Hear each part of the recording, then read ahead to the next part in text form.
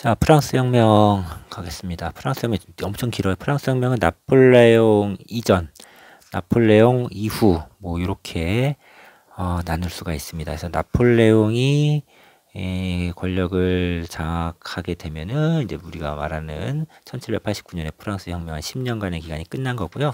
그 다음에 이제 나폴레옹이 등장해서 그 이후에 나타나는 모습들, 나폴레옹과 그 이후에 나타나는 모습들 이렇게 또 이렇게 살펴볼 수가 있어요. 내용이 좀 다소 기니까 잘 살펴보시기 바랍니다. 첫 번째 프랑스 혁명하면 항상 나오는 게 구제도의 모순, 앙샹레짐, 구제도의 모순이라는 겁니다. 자, 그래서 일단은 구제도의 모순이라는 단어를 여러분들이 기억을 이제 하고 갔으면 좋겠고, 이 구제도는 기본적으로 자, 1신분이 정직자고, 그 다음에 2신분이 귀족이에요. 다음에 3신분은 나머지 다 해요. 나머지 다. 그러니까 평범한 사람, 그냥 평민이라고 민중, 또 평민, 뭐 이렇게 말할 수가 있겠죠. 자, 그래서 구제도의 모습은, 이 사람들이 그 인구 구성 자체가 이렇게 되어 있거든요. 그래서 평민이 압도적으로 많아요. 그럼에도 불구하고 요 두 신분이 당시에 뭐 토지를 많이 갖고 있으면 부자니까 아무리 저기 해도 이거나 아니면은 관직, 특히나 이제 고위관직이죠. 예, 이런 것을 독점을 하고 있습니다. 그래서 전체 부의 대부분을 이들이 갖고 있어요. 그리고 이들은 여러 가지 특권, 특히나 이제 면세, 세금을 면제받는 각종 특권 등을 소유하고 있었습니다. 반면에 이 평민들은 그런 건 없습니다. 세금은 있는 대로 다 내고 각종 부역에 시달리고 이랬습니다. 자, 그런데도 불구하고 이 사람들은 관직은커녕 어떤 조그만 정치에 대한 참여 자체도 매우 어려웠어요. 제한적이었습니다.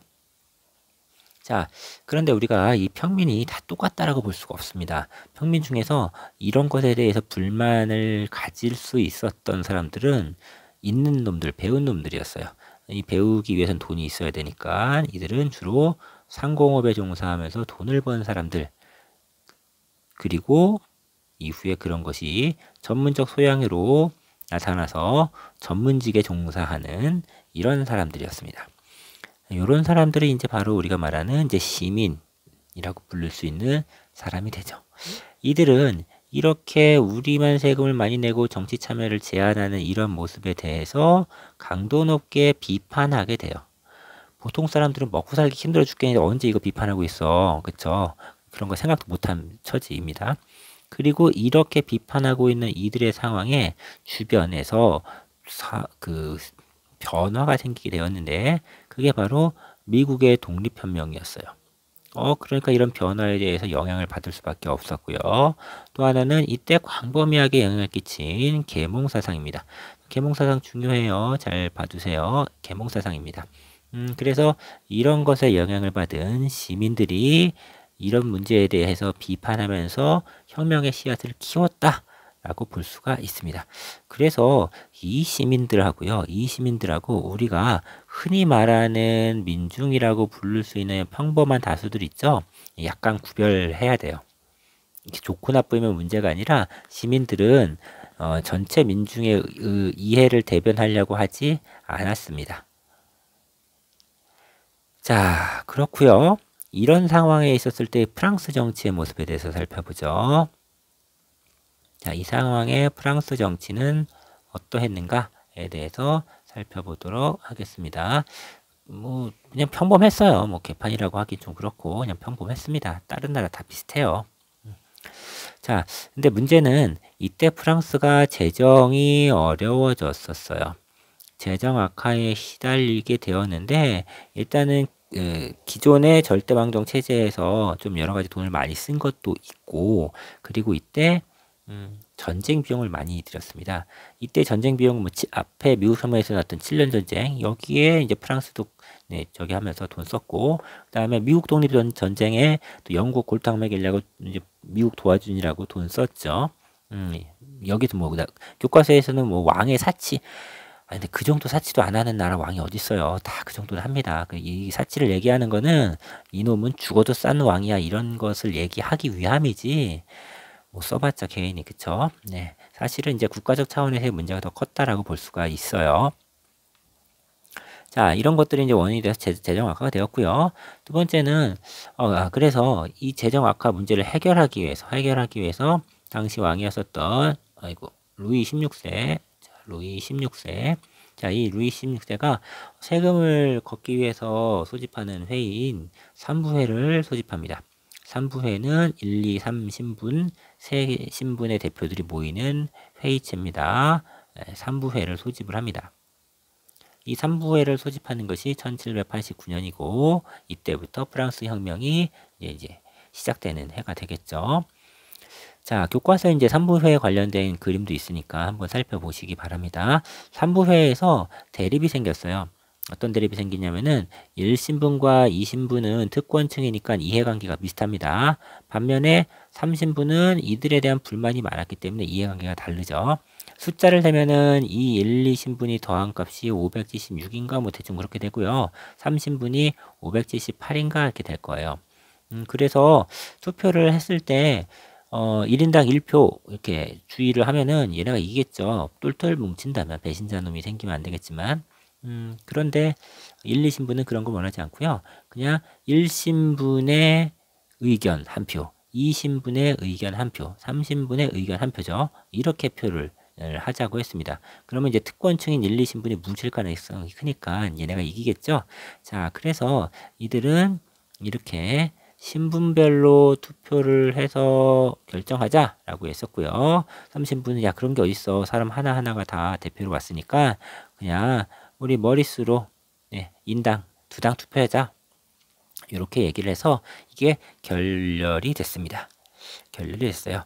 자, 그래서 잘 해결이 되고 있지 않았습니다. 자, 이 상황에서, 자, 이런 정치적 상황 하에서, 그리고 시민들이 프랑스에 대한 불만과 비판이 늘어나는 상황에서 바로 프랑스 혁명이 시작이 된 겁니다. 자, 그러면은 이제 혁명의 이야기를 해보도록 합시다. 자, 당시 왕은 루이 16세고요. 자, 이 루이 16세에 대해서 이제 시민들이 이제 저항하는 거라고 볼 수가 있겠죠. 자, 이 시민들은 자신들의 요구가 잘 받아들여지지 않자 자신들과 뜻을 같이 하는 사람들이 모여요. 모일 데가 없어가지고요. 예, 그 테니스장에서 모였어요. 그 테니스장에서 모였습니다. 그래서 약속을 했거든요. 그래서 그것을 테니스 코트 서약이라고 불러요. 뭐 엄청나게 테니스 코트 뭐 큰 의미가 있는 게 아니라 그냥 모일 데가 없어서 테니스장에서 모인 거예요. 자, 그러면서 이때 모인 사람들이 이른바 국민의회라는 것을 만들었다라고 선포를 하게 됩니다. 그래서 국민의회 시대, 이거 조금 중요하긴 한데 국민의회 시대가 이때부터 본격화됐다고 볼 수가 있습니다. 당연히 루이 16세와 특권층은 이들을 탄압하기 시작합니다. 자, 이들이 탄압을 당하자 파리의 시민들이 좀 도움의 손길을 얻게 되는데 그때 그 시작이 된 것이 바로 바스티유 감옥의 습격이에요. 자, 바스티유 감옥이 습격을 당하면서 이건 1789년이에요. 다 아직까지 계속 1789년입니다. 습격 당하면서 혁명이 본격화됐다라고 볼 수가 있고요. 그리고 이 소식이 막 퍼지면서 지방에서는 농민들이 장원을 습격합니다. 장원을 습격했다는 것은 장원에 있는 귀족을 공격했다는 것이죠. 그래서 여기에 있는 자기한테 불리한 문서 이런 거 다 태워버리고 이런 일을 벌였다라고 볼 수가 있습니다. 자, 그렇게 이제 막 진행이 되면서 사회가 혼란해지고 어려움이 나타나는 그런 모습이 보여주게 될 거예요. 자, 그리고 이들은 아주 프랑스 혁명에서 주구장창 나오는 인권선언을 발표를 합니다. 인권선언의 정식 명칭은 인간과 시민의 권리선언이에요. 그래서 정식 명칭은 인간과 시민의 권리선언. 인데 줄여서 그냥 인권선언 이렇게 얘기를 하고 있죠. 자, 요거 중요한 문서니까 교과서에 있는 거 이거 나오면 그냥 프랑스 영어 물어보는구나 이렇게 떠올릴 수 있어야 됩니다. 봐두시고 이런 것이 좀 싫었었던 왕은 이것을 좀 피하기 위해서 나라 밖으로 탈출을 시도하다가 걸립니다. 다시 잡혀와요.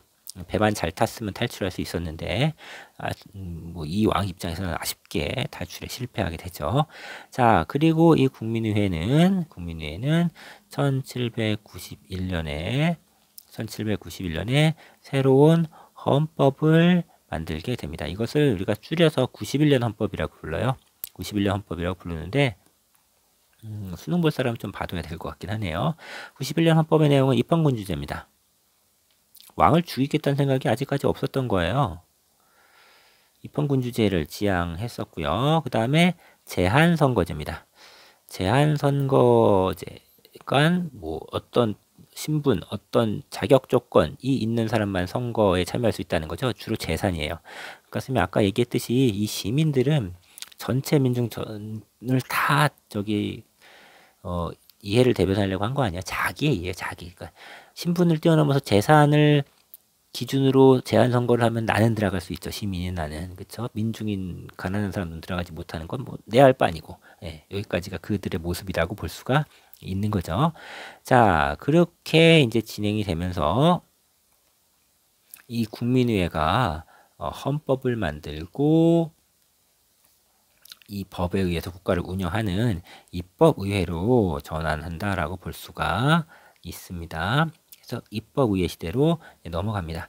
자, 이러면서 혁명이 점차 왕을 사실상 이게 입헌군주제가 말이 왕만 있는 거지 왕이 할 수 있는 건 없는 거잖아요. 당시에 대부분의 국가들은 여전히 왕이 국가를 운영하는 왕정 체제를 갖고 있었기 때문에 이런 거에 대해서 이제 주변국들이 간섭을 하려고 하기 시작합니다. 그래서 이제 쳐들어오고 그다음에 아직까지 국왕을 좋아하는 사람들을 지원해주고 이런 것을 하게 되죠.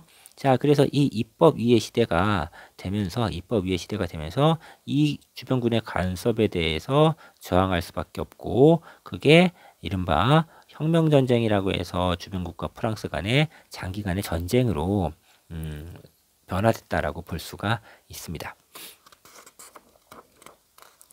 자, 그리고요. 1791년 이 입법위에서 이 헌법을 다 만들고 법체제를 정비한 다음 이듬해부터는 이제 입법위회가 아니라 국민공회라고 하는 이름으로 바뀌게 되고 이 국민공회에서 여전히 주변국의 간섭에 대해서 여전히 맞서 싸우는 어려운 상황에 직면합니다. 어려운 상황. 상당히 어렵죠. 계속 사방팔방에서 쳐들어오고 아직까지 혁명에 이게 진정이 안 돼가지고 사회는 혼란스럽고 힘들었을 겁니다. 자, 이런 힘든 과정에서 국민공회는 결국 루이 16세를 처형합니다. 예, 루이 16세를 처형하고요. 왕이 죽었으니까 왕 따윈 필요 없다 이거죠. 그럼 정부 형태는 당연히 공화정입니다. 그래서 공화정을 선포해요. 이걸 제1공화정이라고 부릅니다. 자, 그런데 여전히 전쟁이 많았기 때문에 사회는 혼란스럽고 그러니까 역시 경제도 어렵고 각종 반란 사건도 끊임없이 계속 일어나고 이런 문제점이 발생해요. 이런 문제점이 발생했을 때 이 국민공회의 헤게모니를 갖고 있었던 세력이 둘이 있었는데 하나는 자코뱅파고 하나는 지롱드파입니다. 지롱드파는 좀 온건한 세력들이었고요. 자코뱅은 매우 급진적인 세력이라고 볼 수가 있습니다.